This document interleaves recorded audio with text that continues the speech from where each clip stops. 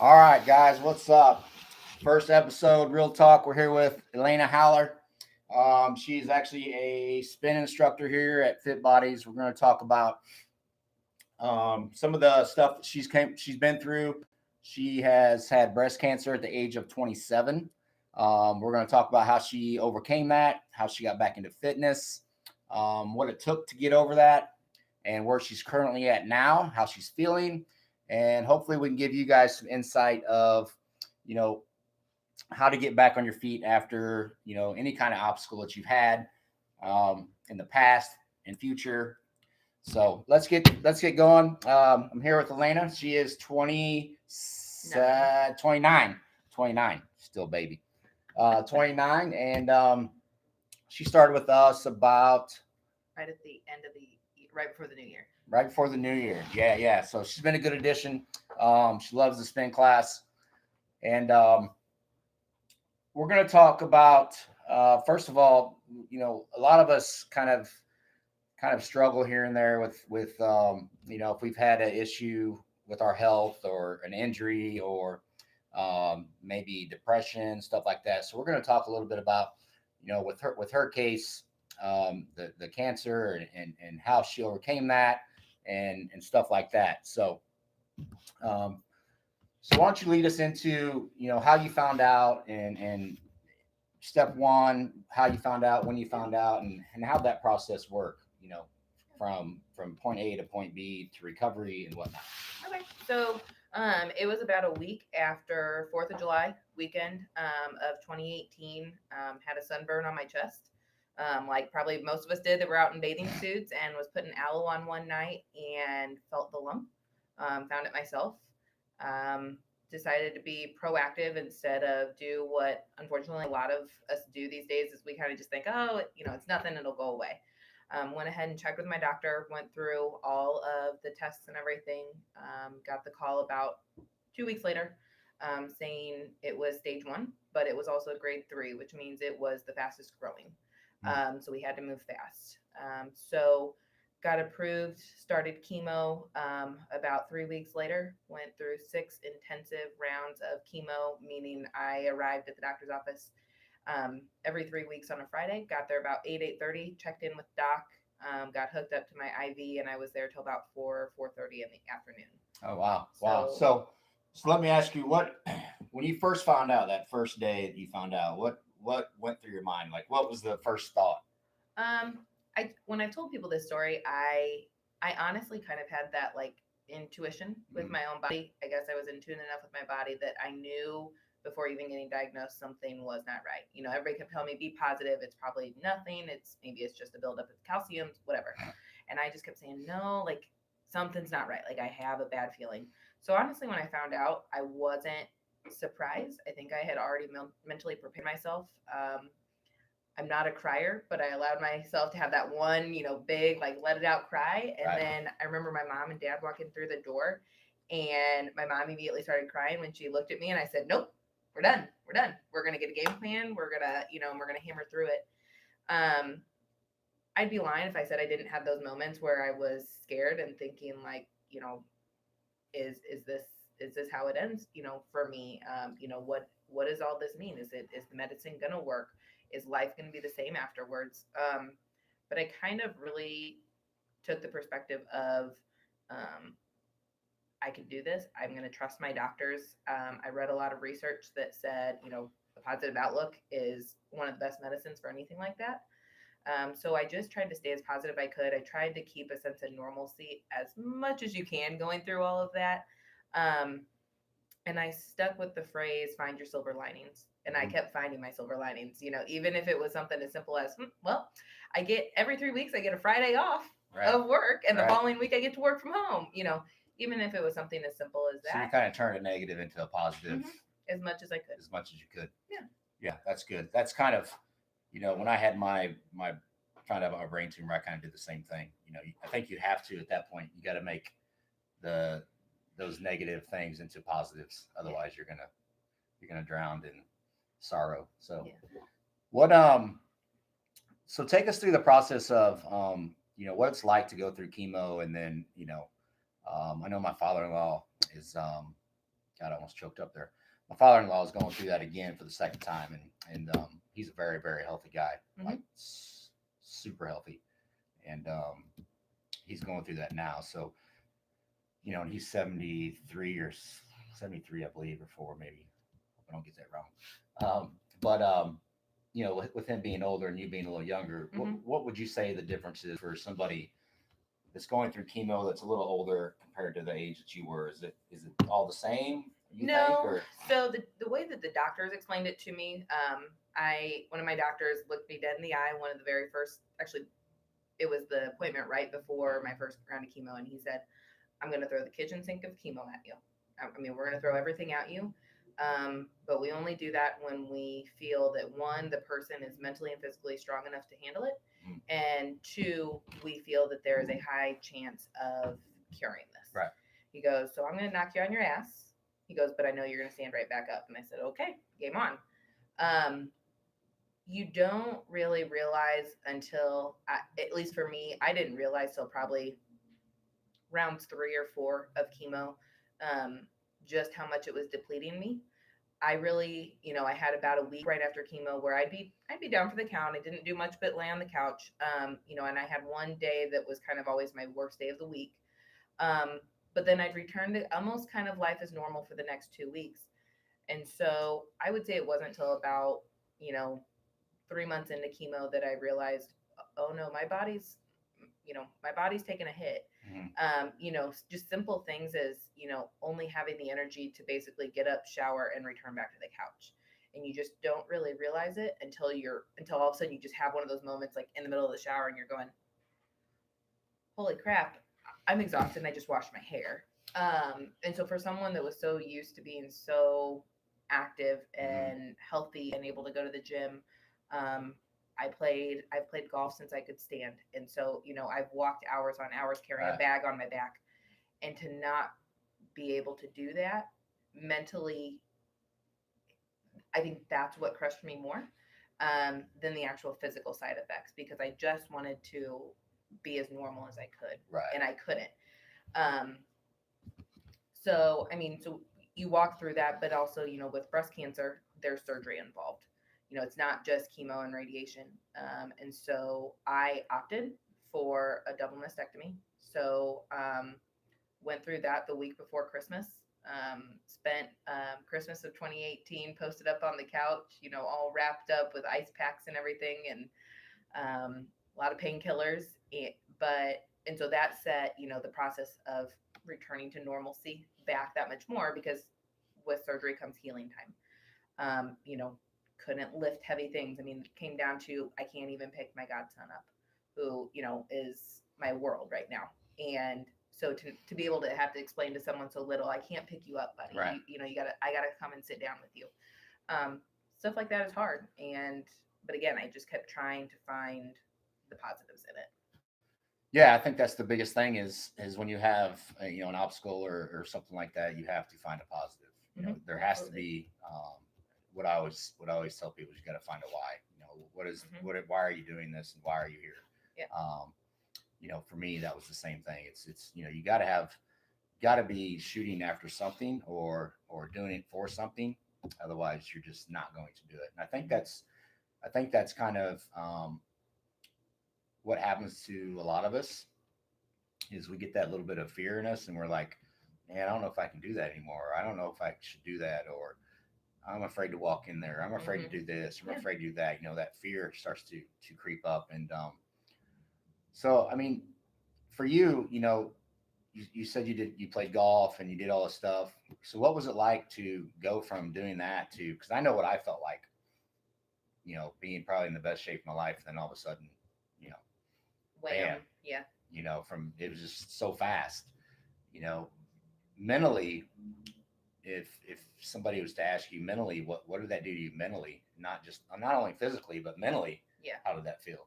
I mean, it was hard. I'm a person that doesn't do well with idle time. I need to always be doing something, being active. And so to have to sit on the couch and just be was so hard for me. I would tell my mom and my friends, I'm sick and tired of laying on the couch and sleeping. And they'd be like, but if you're tired, that's your body telling you to sleep. Um, and I just kept saying, I want to be out with my friends. I want to go, I so badly wanted to just come and deadlift, or I so badly just wanted to go and play around to golf with my dad, or I so badly just wanted to go get on a spin bike and just go. Um, and I couldn't, and I had to listen to my body and listen to what it needed. And I think people experience that even with, if you're going, and you don't even give your body the chance to rest. Sometimes we have to tell members, take a rest day. If your body's telling you to rest, you have to rest. Right. Because at some point your body's going to tell you, I'm nothing left in the tank.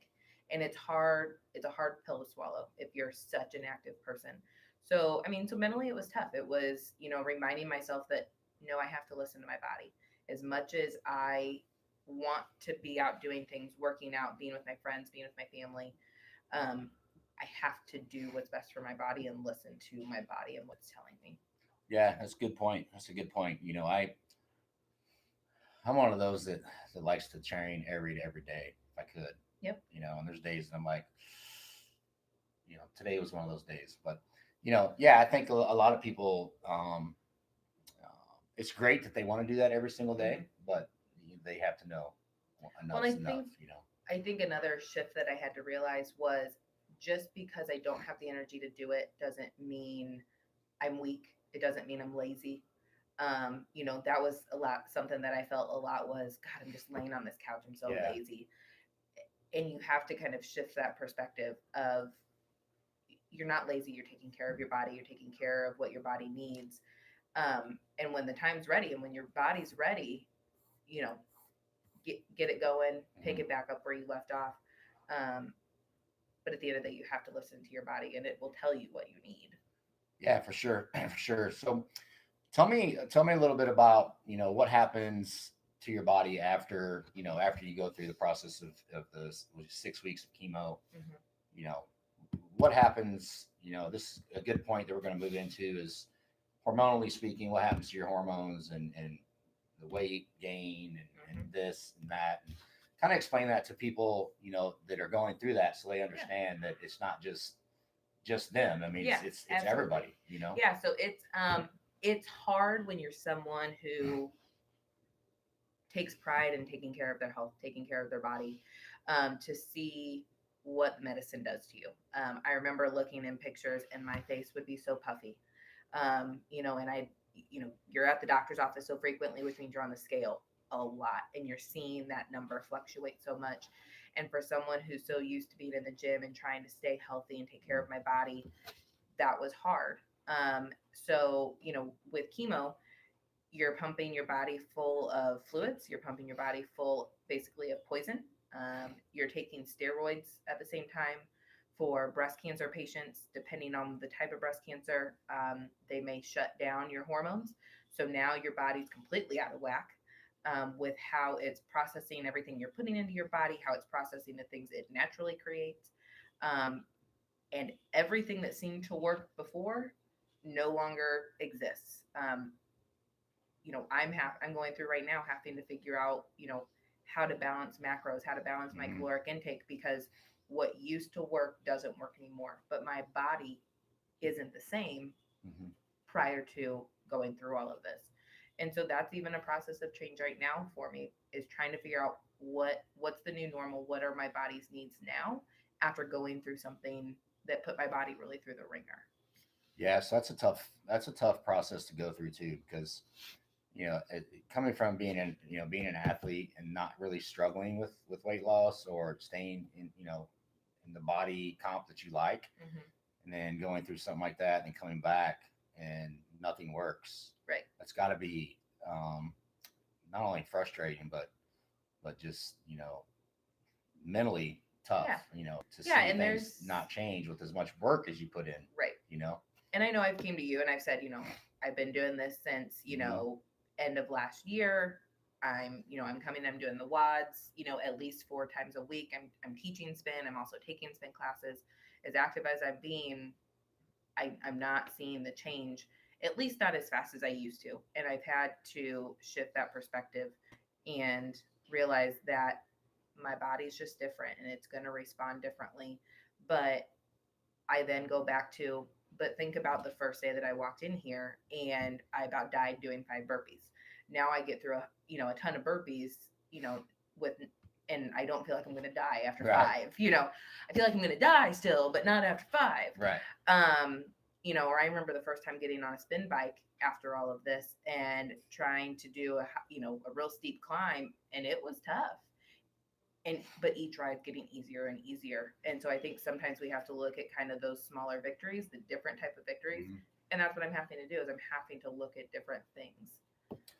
Yeah, I think that's a good point. Is you got to have small victories, and not. I think a lot of us think about um, small victories, but big, big weight loss or big Big something. transformations. We want Yeah. something big in a short period of time. Yep. That's kind of where we're at, right? Hmm. And um, a lot of us, a lot of people just don't understand that it takes time. Like it's a process. Um, I always tell people, it didn't take 2 days to put the weight on.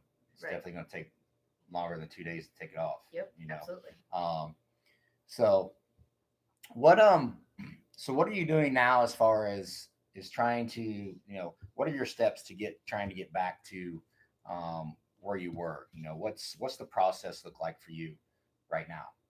So I remember back towards the end of last year, I knew a friend, Emily Rieger, that was a member here, still is a member here, Mhm. had seen a lot of posts about coming to Fit Bodies and thought, okay, I'm just going to give it a try. I had tried a couple of other gyms in town, um, just didn't feel the support necessarily or the confidence to be in there.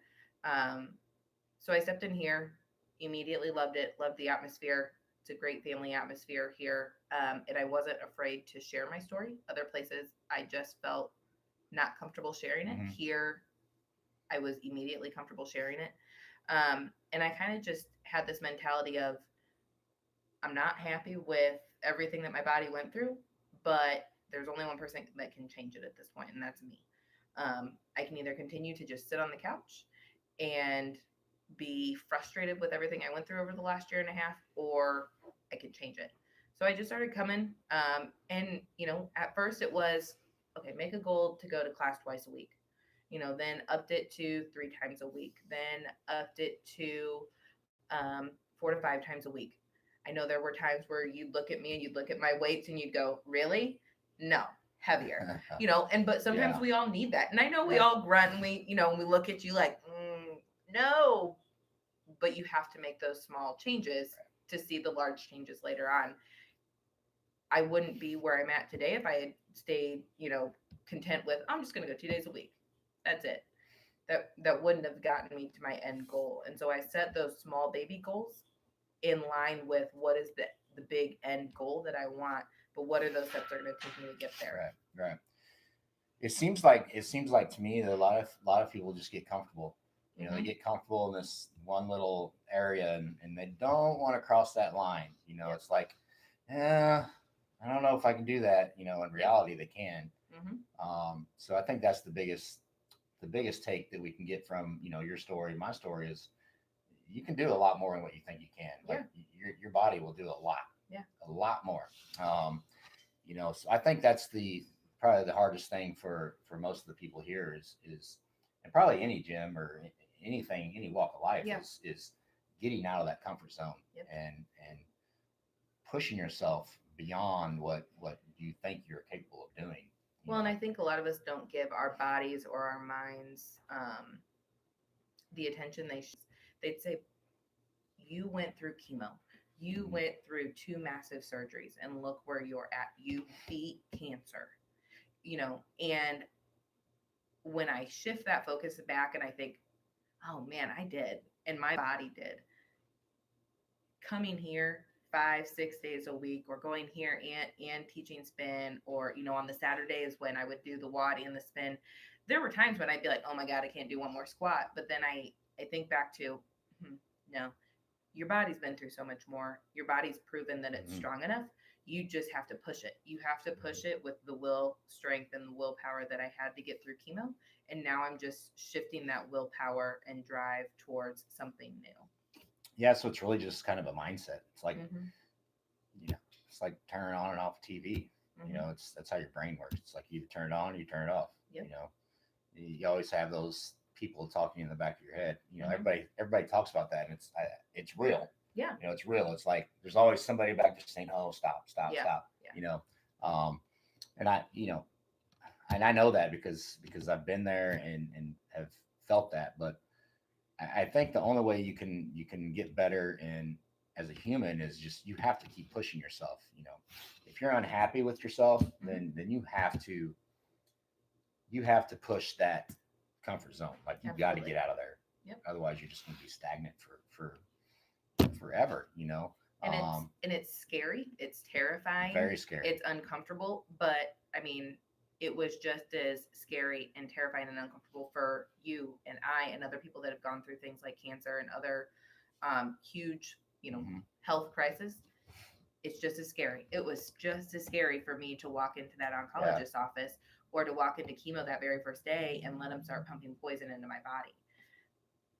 All of that is just as scary as walking through the gym walking through the doors for door. some people, Yeah, but you just have to do it because if you don't, nothing's going to change. If I had been too scared to call my doctor and say, I felt this lump, I'm just don't. My story, my doctor told me if I had waited even 2 more months, we could have been looking at a very different different scenario. picture Yeah, when I had finally gotten to her. But I decided, to take control and say, no, I'm going to do it. I'm going to call her. I'm just gonna ask her to look at it, and we're gonna go on from there. What's you know what do I have to right, lose? right. I mean, what do you think stops most people from getting getting from you know off the couch to taking better care of themselves, or even walking into any gym, not just Hmm. fit bodies, Yeah, but any any gym. gym. What do you think goes through their mind of oh my god, I can't do that, or I can't do this, or I'm scared, or what do you think? I think it's a mix of things. I think sometimes it's I'm gonna be judged for where I'm at, in my journey. Everybody. I think people think that everybody at the gym is 100% healthy and it's always been easy for them. I think sometimes we're in unique positions as coaches. I think people look at us and think, oh well, it's easy for them. Right. It's easy for them to say, oh well, just eat healthy, just come to the gym, 3 to 5 times a week. It's easy for them, but it's not. There's days where I wake up and I'm like, Hmm. I do not want to work out. Yeah, and they also don't. A lot of hours, Yeah, a lot of hours goes into you know our bodies and our nutrition, and yeah, it's not just 1 hour a day. It's right. I know for me in particular, it's a lot of time. Yeah. We're talking a period of 8 years. Hmm. It's that's how we all are as Yeah. coaches. It just doesn't And happen. we all have plateaus. We all Mhm. have, Yeah. we all have tough days in the gym where, man, I really wanted to get that lift, but that weight just wasn't Yeah. coming up today. Or there's days when I get on the spin bike and I'm like, man, yesterday I feel like I could have cranked this sucker up in terms of my resistance, but today it's just not happening. Um, Everybody struggles. Everybody has to put effort towards, choosing healthy choices versus choosing unhealthy choices. Um, and walking in the door, we've all had that first day that we had to walk in the door, every single one of us. And I think people have to just get to the point where, you know what, it's no one else's story. Right. If I'm unhealthy, it doesn't affect anybody else out here. It Mhm. affects me. Right. So what am I gonna do about it? It's not gonna affect them if I all of a sudden am diabetic because of Mhm. my sugar intake, or I'm now on cholesterol medicine Right. because I've eaten so poorly. It doesn't affect anybody out there in the gym. It only affects me, Right. and I'm the only one with control over it. So I think you have to just get to that point where you value your health, you value your body, um, and you're willing to do anything to take care of it. I got to that point because I had no option. I had cancer, and I was either going to let the cancer beat me or I was going to beat the cancer. I chose to beat the cancer. For other people, it's are you going to let the weight beat you or are you going to beat it? Right. My answer was stepping into the doctor's office and getting chemo. For other people, it's stepping in the gym and, just slowly starting to put in the work. And when we have new people come in here, we don't expect people to be able to lift or run or spin or whatever the same way those of us that have been doing it for years Yeah. do. We don't. Start where you're at, join us, and just get moving. And I think that's the best thing people can do is take control of it. Yeah, I agree. And I think the big thing too that we're missing is, when people walk in here, a lot of them don't know anything about nutrition or how to eat or how to, Right. what Yeah. fuels the body. I guess a lot of that is just, you know, living in the Midwest. It's not really an excuse, but we live in the Midwest, and there's always, French fries, horseshoes, pizza. Yeah. That's what we're known for, right? Yeah. And it's, I mean, our parking lot is full of Fast food. I know. Yeah, fast you get food done at everywhere, Fit right? Bodies and Yeah. you look out You at go to Hardee's or Dairy Hardee's, Queen, Osaka, yeah, Wingstop. yeah. So yeah, I think the biggest thing for people need to hear is, especially from you and battling through all that, is you can overcome pretty much anything you want, right? Absolutely. I mean, it's one, getting the fear out of your head, two, changing the way you think about yourself and about your body, and what when you first started back, getting back to the gym and stuff like that, what was the process like? What did it feel like when you first got back? Were you thinking to yourself? Because I know what I was thinking. I was like, "Holy shit, Yep. this sucks." Yep. For me, it was tough. Yep. How was it for you? Was it like the same So thing? I think I I think I underestimated just how much my body had gotten depleted. Um, because once you're off of chemo for so many months, your face starts to deflate, you start to not look so puffy. And then I thought, oh, well, I really only gained I didn't really gain that much weight from chemo. I should be good. And I remember the first workout I tried to do on my own, and I went to do a sprint and I bit the dust. I mean, collapsed, legs under me, hit the ground, skidded my knees up. I mean, it was a gut punch to the ego. And that I remember just laying there on the ground thinking, oh, Yeah, okay. yeah. We're starting from ground zero. Yep. Okay. And I was angry. I was frustrated because I felt for a moment like all this work I'd put in previous years to get so healthy and get to a point was was down the drain, out the window, starting from ground zero. And to an extent, it was. But I at least knew I had the tools to get back to Right. there. I think I just underestimated how far back I was going to have to start. But again, I swallowed my pride, I swallowed my ego, and I said, okay, time to get back up, and we keep working. Yeah. So do you think? Because there's going to be a lot of people say, well, you were an athlete before that. Because I get this all the time too. Well, you were in shape before this, and that happened. It's easy for you. Um, so so to the person that has never worked out or hasn't been, an athlete or done anything physical, and then has to go through, Mhm. chemo or some type of surgery, do you think that for them I think that for them it's probably a lot harder to even make that step, Yeah. because they're not even familiar with Right. what they're capable of doing. Yeah. So do you think for those guys, what I mean, or I should say, what would you tell those people, um, they're about to go through something like that, and can they come out of it and get better after? Yeah, I think anybody can. I think it all goes back to mentality. No matter what you're facing, look how much your body can take. Look how much it's already overcome. Look how much it's about to overcome already. Um, it can definitely take the next step to go into the gym, start making those small movements. And again, we don't expect people to walk in the door and start working out 5, 6 days a week and doing the hardest intensity workouts that other people in the gym are doing.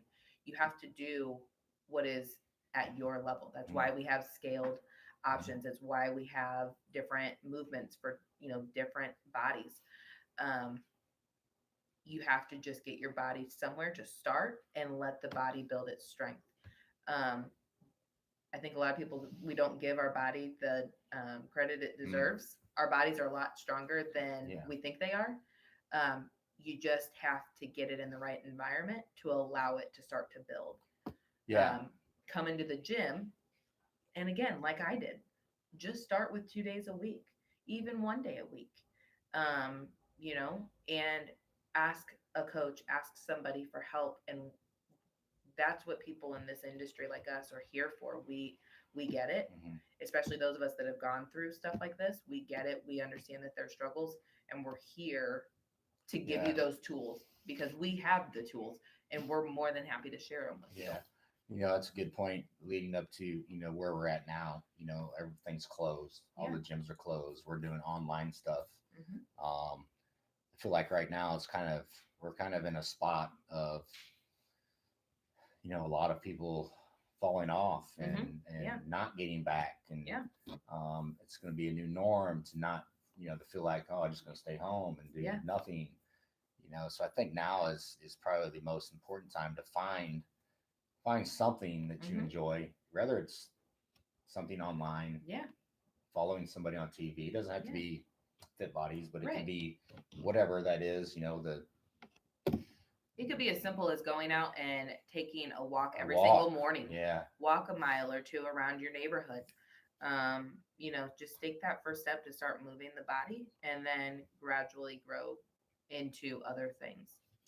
yeah, and I think for most people that's even hard too, because especially now, because everybody's afraid to go outside. Yeah. Everybody's afraid Yeah. to do this. Everybody's Yeah. afraid to do that, and which we should be, especially now. But I think after it's over, my biggest concern is, you know, where is everybody going to be? Like, Mhm. how's this going to Yeah. affect things from, you know, whenever we open back up, Yeah. or whatnot. So I guess my thing would be find somebody that you can trust.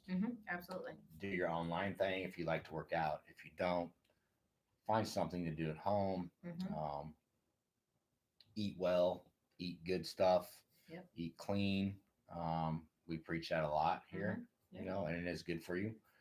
Um, so, um, well, I don't have. What else you want to talk about? That was pretty much it. I just wanted people to know that, I think sometimes, again, I go back to, I think people see some of us, the coaches, they see people like you, me, Tate, Lonnie, Tiff, Bree, and they think, oh my God, I don't want to go to them with my weight loss, hopes and dreams or stories and stuff because they're going to judge me or they're, Mm, or whatever. There's no judgment here yeah, with us. I think each and every one of us has gone through something. Um, it may not be weight loss related, but we've gone through something that we've had to overcome, and we all get it. At the end of the day, at least here at Fit Bodies, all of us are here because we want to help people get better. We want to help people get healthier. Um, we have the tools to help you, and we're more than happy to help you. Just come through the doors, or for now, contact us yeah, online. online, right? And don't be afraid to ask us about our stories. But also don't be afraid to share your story with us because Yeah, honestly, the more we know about you, the better we probably can help you. hmm And there's absolutely. not going to be any judgment. If anything, we're going to be proud of you for taking that next step, taking Yeah, control of your health and your life. I think everybody has a story, anyways. Yeah, There's absolutely. always something that you're It's going life. through. If you're not going through something, then I don't know, you're superhuman. Mm-hmm. Yeah. So well, that's awesome. Well, it was nice to have you and Yeah. do this again. Yeah, So absolutely. that's episode 1, Real Talk with Elena Holler. Holler at her. We'll see you guys soon. Thank See you. you guys. Bye.